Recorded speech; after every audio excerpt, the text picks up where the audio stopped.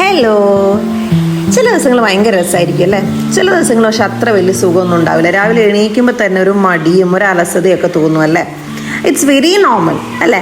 അങ്ങനെ എനിക്ക് കുറച്ച് മടിയുള്ളൊരു ദിവസമായിട്ട് തന്നെ. പക്ഷേ അപ്പുക്കുട്ടൻ എന്താണെന്ന് വെച്ചാൽ, ഞാൻ കേക്ക് ഉണ്ടാക്കാന്ന് പറയുമ്പോൾ ഭയങ്കര ഉത്സാഹമാണ്. അപ്പോൾ എത്ര മടിയുള്ള ദിവസമാണെങ്കിലും അവളുടെ ആ ഒരു സന്തോഷവും ഉത്സാഹമൊക്കെ കാണാൻ വേണ്ടിയിട്ട് ഞാൻ എന്തെങ്കിലുമൊക്കെ അവൾക്ക് വേണ്ടിയിട്ട് ചെറുതായിട്ട് അധിക ദിവസം ഉണ്ടാക്കാൻ വേണ്ടിയിട്ട് ട്രൈ ചെയ്യാറുണ്ട് കേട്ടോ. അവൾക്കാണെങ്കിൽ എല്ലാത്തിലും കൂടാനും ഭയങ്കര ഇഷ്ടമാണ്. അങ്ങനെ ഇതാ ഈവനിങ് ആയപ്പോഴേക്കും ഞാൻ ഇന്ന് അപ്പുക്കുട്ടന് ഒരു ഗീ കേക്കാണ് ഉണ്ടാക്കാൻ പോകുന്നത്. അപ്പോൾ കുറേ റെസിപ്പീസൊക്കെ നോക്കിയിട്ട് എനിക്ക് കുറച്ച് പ്രാക്ടിക്കലായിട്ട് തോന്നിയ ഒരു റെസിപ്പിയാണ് ഞങ്ങളിന്ന് ട്രൈ ചെയ്യാൻ പോകുന്നത് കേട്ടോ. ഇതാ ഇവിടെ പച്ചവെള്ളം ചവച്ച് പിടിക്കുന്ന ഒരാളാണ്. അങ്ങനെ ഞാനിതാ ഏപ്രണൊക്കെ കെട്ടി റെഡിയായി. അപ്പുക്കുട്ടൻ ഇതാ വലിയൊരു മിക്സിംഗ് ബൗളൊക്കെ എടുത്തിരിക്കുന്നുണ്ട് കേട്ടോ. അവൾക്ക് ഭയങ്കര എക്സൈറ്റ്മെൻറ്റാണ് നമ്മൾ എന്തെങ്കിലും കുക്ക് ചെയ്യാൻ പോകാന്നൊക്കെ പറഞ്ഞാൽ കിച്ചണിൽ വന്ന് ഹെൽപ്പ് ചെയ്യാനൊക്കെ ഭയങ്കര ഇഷ്ടമാണ് കേട്ടോ.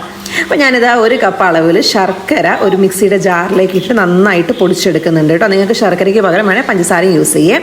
പിന്നെ റൂം ടെമ്പറേച്ചറിലുള്ള 2 മുട്ട ഞാൻ വലിയൊരു മിക്സിംഗ് ബൗളിലേക്ക് പൊട്ടിച്ചൊഴിച്ചിട്ട് അതൊരു വിസ്ക് വെച്ചിട്ട് നന്നായിട്ട് ബീറ്റ് ചെയ്തെടുക്കുന്നുണ്ട്. നിങ്ങൾക്ക് ഹാൻഡ് ബ്ലെൻഡർ വേണമെങ്കിൽ ഹാൻഡ് ബ്ലെൻഡറും യൂസ് ചെയ്യാം കേട്ടോ.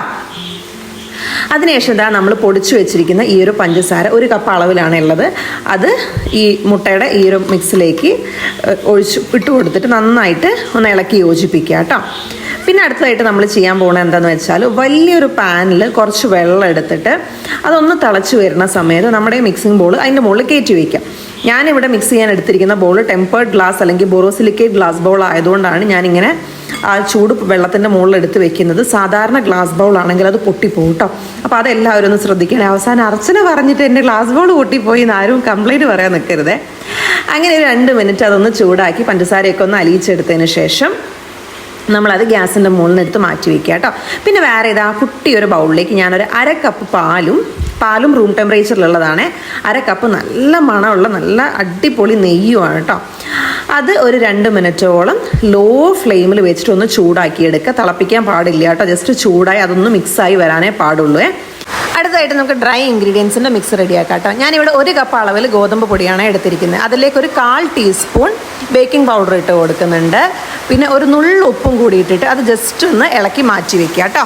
അപ്പോൾ ഈ 3 മിക്സുമാണ് നമ്മളിന്ന് കേക്ക് ഉണ്ടാക്കാനായിട്ട് യൂസ് ചെയ്യുന്നത്. ആദ്യം മുട്ടയും പഞ്ചസാരയും കൂടി ചേർത്ത് വെച്ചത്, പിന്നെ അതാ ഡ്രൈ ഇൻഗ്രീഡിയൻസ് മിക്സ് ചെയ്ത് വെച്ചത്, പിന്നെ പാലും നെയ്യും കൂടി ചൂടാക്കി വെച്ചതും. അതെല്ലാം ഇപ്പോൾ റൂം ടെമ്പറേച്ചറിലായിട്ടുണ്ട്. ഒന്നിനും ചൂടില്ല കേട്ടോ.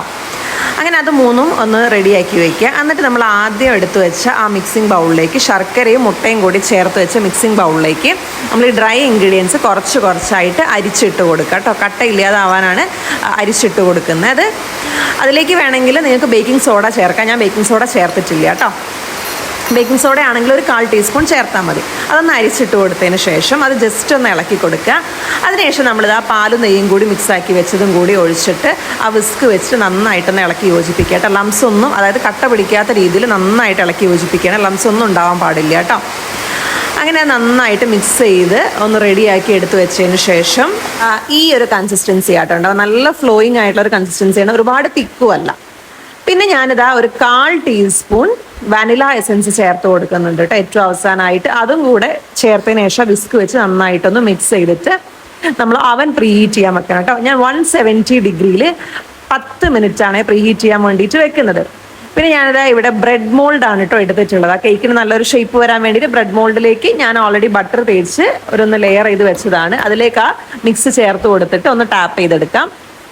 എന്നിട്ട് പ്രീ ഹീറ്റായി വന്നിട്ടുള്ള ഓവനിലേക്ക് നമുക്കിത് വെച്ച് കൊടുക്കാം കേട്ടോ. ഈ ഇടയ്ക്ക് ഞാനൊരു വീഡിയോയിൽ കണ്ടു കേക്ക് ഒരിക്കലും നമ്മൾ 180 ഡിഗ്രിയിൽ ബേക്ക് ചെയ്യരുത്, 170 ഡിഗ്രിയിൽ ബേക്ക് ചെയ്യണം. അപ്പോൾ ഞാനിതാ 170 ഡിഗ്രിയിൽ ഒരു 25 മിനിറ്റ്സ് നമ്മുടെ ഈ ഗീ കേക്ക് ബേക്ക് ചെയ്തെടുക്കാൻ വേണ്ടിയിട്ട് പോവാം കേട്ടോ. ഞാനിത് ട്രൈ ചെയ്തപ്പോൾ ഇത്രയും നന്നായിട്ട് വരുന്നത് ഞാൻ പ്രതീക്ഷിച്ചതേ ഇല്ല കേട്ടോ. പക്ഷെ ഭയങ്കര ടേസ്റ്റ് ആയിരുന്നു കേട്ടോ. അപ്പുക്കുട്ടനും ഭയങ്കര ഇഷ്ടമായി, കാരണം ഭയങ്കര ഇഷ്ടമായി കേട്ടോ. 170 ഡിഗ്രിയിൽ 25 മിനിറ്റ്സ് ബേക്ക് ആയിട്ട് വന്നപ്പോഴേക്കും നല്ല സെറ്റായിട്ട് വന്നിട്ടുണ്ട് കേട്ടോ കേക്ക്. മുകളിലൊക്കെ നല്ല സോഫ്റ്റ് ആയിട്ട്, ജസ്റ്റ് ചെറിയൊരു ക്രാക്ക് വന്നിട്ടുണ്ട്. പക്ഷെ അതൊന്നും പ്രശ്നമില്ല കേട്ടോ. അത് ടൂത്ത് പിക്ക് വെച്ച് ജസ്റ്റ് ഒന്ന് കുത്തി നോക്കിയപ്പോൾ ടൂത്ത് പിക്ക് നല്ല ക്ലീൻ ആയിട്ട് പുറത്തേക്ക് വന്നിട്ടുണ്ട്. എവിടെയും ഒട്ടിപ്പിടിച്ചിട്ടൊന്നുമില്ല. അങ്ങനെ ചൂടൊന്ന് തണഞ്ഞതിന് ശേഷം ഞാനത് പതുക്കെ കട്ട് ചെയ്ത് എടുത്തിട്ടുണ്ട്. നല്ല സോഫ്റ്റ് ആയിട്ട് കണ്ട നല്ല സ്പോഞ്ച് പോലെ ആയി വന്നിട്ടുണ്ട് കേട്ടോ നമ്മുടെ ഗീ കേക്ക്. ഇത് നമുക്ക് ചായയുടെ കൂടെയൊക്കെ നമുക്കൊരു ഈവനിങ് സ്നാക്കായിട്ട് നമുക്കും കഴിക്കാം കേട്ടോ. കുട്ടികൾക്കും ഭയങ്കര ഇഷ്ടമാവും. ഒരുപാട് മധുരവും ഇല്ല, പക്ഷെ ആവശ്യത്തിനുള്ള മധുരമുണ്ട്. നിങ്ങൾക്ക് കൂടുതൽ മധുരം ഇഷ്ടമുള്ള ആളുകളാണെന്നുണ്ടെങ്കിൽ നിങ്ങൾക്ക് വേണമെങ്കിൽ പഞ്ചസാരയുടെ ശർക്കരയുടെ അളവ് കുറച്ച് എക്സ്ട്രാ ആഡ് ചെയ്താൽ മതി കേട്ടോ. ഇങ്ങനെ അപ്പക്കുട്ടനും ഞാനും കൂടി ഇത് 2 ദിവസം കൊണ്ട് കാലിയാക്കിട്ടോ. അപ്പൊ എല്ലാവരും ട്രൈ ചെയ്തിട്ട് ഫീഡ്ബാക്സ് അറിയിക്കണേ. Thank you.